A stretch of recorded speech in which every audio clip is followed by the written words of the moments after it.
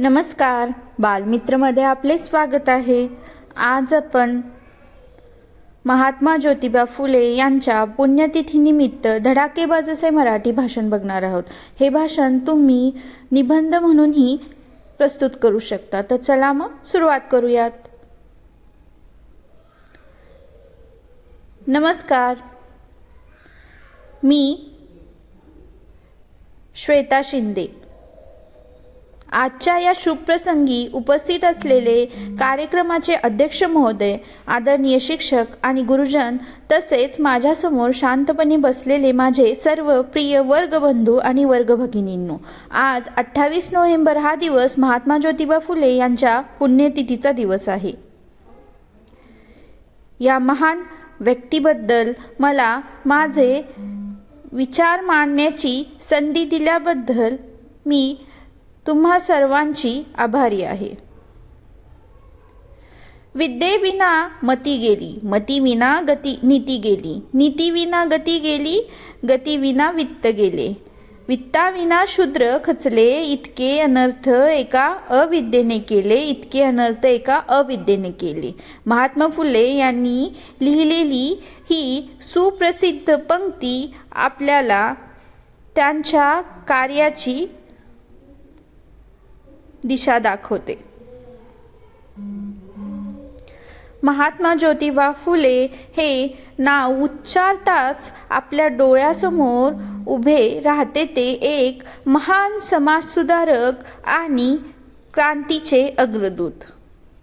त्यांनी जातीय भेदभाव, अस्पृश्यता आणि शिक्षणाच्या अभावाविरुद्ध दिलेला लढा आजही आपल्याला प्रेरणा देतो। महात्मा ज्योतिबा फुले यांचा जन्म 11 एप्रिल 1827 रोजी पुणे येथे झाला।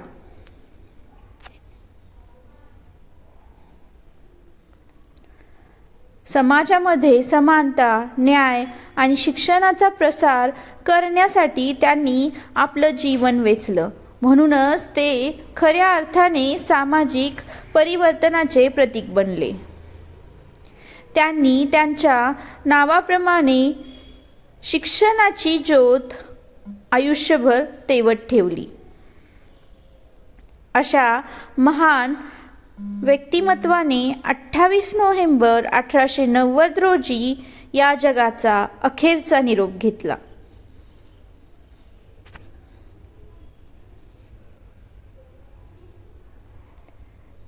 त्यांचे विचार, कार्य आणि त्याग आजही आपल्याला प्रेरणा देतात। अशा महापुरुषांचा जन्म या भारतभूमीवर वेळोवेळी होत राहावा, जेणेकरून आपल्या देशाला मान सन्मान आणि कीर्ती मिळत राहील। एवढे बोलून मी माझे भाषण संपवते। जय हिंद, जय भारत।